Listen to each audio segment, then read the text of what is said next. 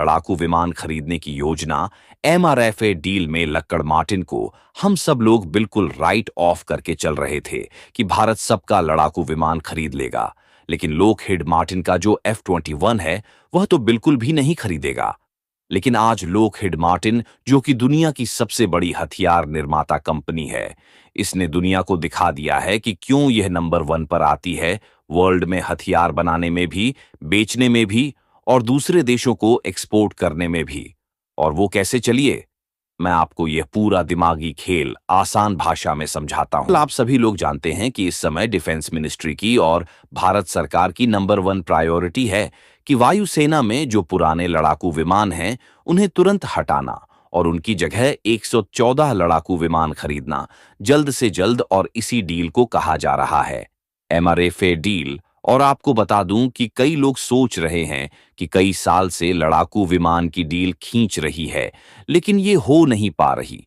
तो आपको बता दूं, अब ऐसा नहीं है।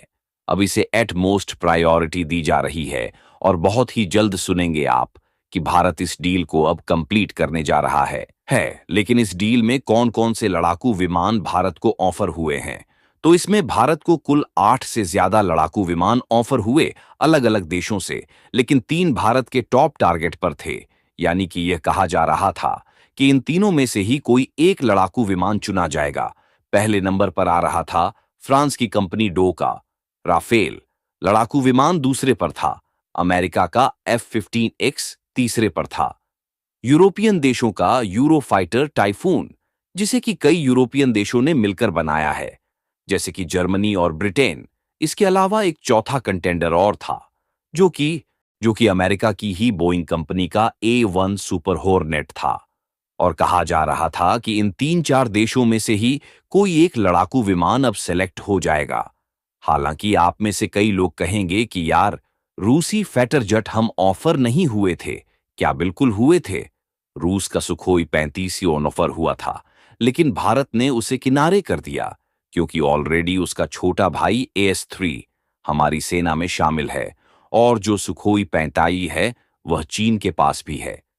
ऐसे में उससे हमें चीन के ऊपर कुछ खास एडवांटेज नहीं मिलने वाला था।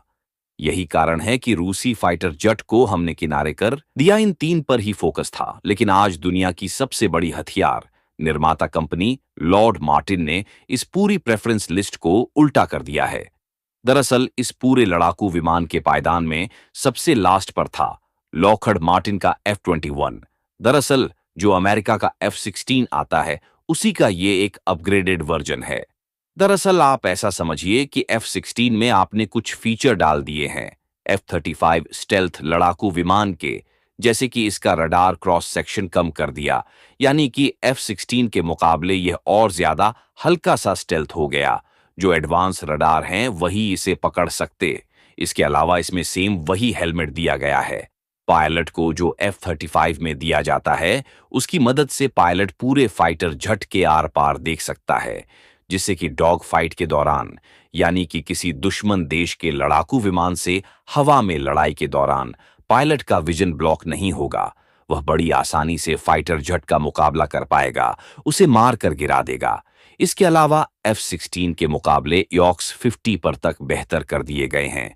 इसके अलावा इसकी टेक्नोलॉजी में और ज्यादा एडवांसमेंट की गई है और इसमें अन्य हार्ड पॉइंट जोड़े गए हैं और ज्यादा हो गया। जो एडवांस रडार हैं वही इसे पकड़ सकते हैं। इसके अलावा इसमें सेम वही हेलमेट दिया गया है पायलट को जो F-35 में दिया जाता है। उसकी मदद से पायलट पूरे फाइटर जेट के आर पार देख सकता है, जिससे कि डॉग फाइट के दौरान, यानी कि किसी दुश्मन देश के लड़ाकू विमान से हवा में लड़ाई के दौरान पायलट का विजन ब्लॉक नहीं होगा। वह बड़ी आसानी से फाइटर जेट का मुकाबला कर पाएगा, उसे मार कर गिरा देगा। इसके अलावा F-16 के मुकाबले एओक्स 50 पर तक बेहतर कर दिए गए हैं। इसके अलावा इसकी टेक्नोलॉजी में और ज्यादा डॉलर खर्च करके। लेकिन रूस ने क्या किया? कुछ ही सालों के बाद वही सुखोई 30 चीन को बेच दिया। इससे हुआ यह, भारत का चीन के ऊपर जो एडवांटेज था वो खत्म हो गया, सरप्राइज फैक्टर रहा ही नहीं और उन सुखोई 30 का अब हम मैनली इस्तेमाल करते हैं। पाकिस्तान के खिलाफ राफेल के केस में भी यही हुआ है। हमारे साथ कैसे? दरअसल हाल ही में कतर ने राफेल लड़ाकू विमान खरीदे फ्रांस से। अब जो कतर है वो पाकिस्तान के साथ क्लोज रिलेशन रखता है, इसलिए दोनों देशों के बीच में एक युद्धाभ्यास के दौरान खबर आई कि जो पाकिस्तानी वायुसेना के ऑफिशियल्स हैं उन्हें राफेल लड़ाकू विमान का एक्सेस मिला वहां पर। और ऐसे में ये भारत के लिए चिंताजनक खबर हो जाती है, क्योंकि जब ये पाकिस्तान को ऑफिशियल एक्सेस दे सकते हैं तो चीन को क्यों नहीं। अगर भारत के लिए कोई एक्सक्लूसिव फाइटर जेट होगा तो इससे हमें इस नुकसान से बचत मिलेगी। इसके अलावा दूसरा ऑफर हमें ये दिया जा रहा है कि F-21 100% भारत में ही मैन्युफैक्चर किए जाएंगे। इसके लिए ऑलरेडी लक्कड़ मार्टिन ने भारतीय कंपनी टाटा के साथ पार्टनरशिप भी कर ली है। एंकर ऑफर यह है कि लोखंड मार्टिन भारत में ही C-130 जय, जिसे दुनिया का one of the most efficient, सबसे ज्यादा बिकने वाला ट्रांसपोर्ट एयरक्राफ्ट C-130 है, वो भारत में ही मैन्युफैक्चर करने को तैयार हैं। और यह न सिर्फ इसे भारतीय वायुसेना को बेचेंगे बल्कि भारत में बनाकर एक्सपोर्ट भी करेंगे। यानी कि देखा जाए तो भारत को एक भयंकर ऑफर दिया जा रहा है और इसे देखकर भारत की आंखों में चमक तो जरूर आएगी। और यही कारण है कि आप स्क्रीन पर देखिए, जब पीएम मोदी बैठक कर रहे थे लोखंड मार्टिन के सीईओ के साथ, तो वो अकेले के साथ अजीत डवाल भी थे। यानी कि अगर आने वाले समय में भारत F-21 फाइटर जेट को कंसीडर करें तो आप बिल्कुल भी आश्चर्यचकित मत होना। और इसीलिए मैं F-21 पर एक डिटेल वीडियो लेकर आने वाला हूं, जिसमें हम बात करेंगे कि इसका जो F-16 है उससे कितने कंपोनेंट ये शेयर करता है, उससे कितना अलग है, इसकी खासियत और कमियां क्या-क्या होने वाली हैं, सारी चीजों पर बात करेंगे। इसीलिए तो भारत को देखकर कई सारे देश जलते रहते हैं, आपको पता होगा।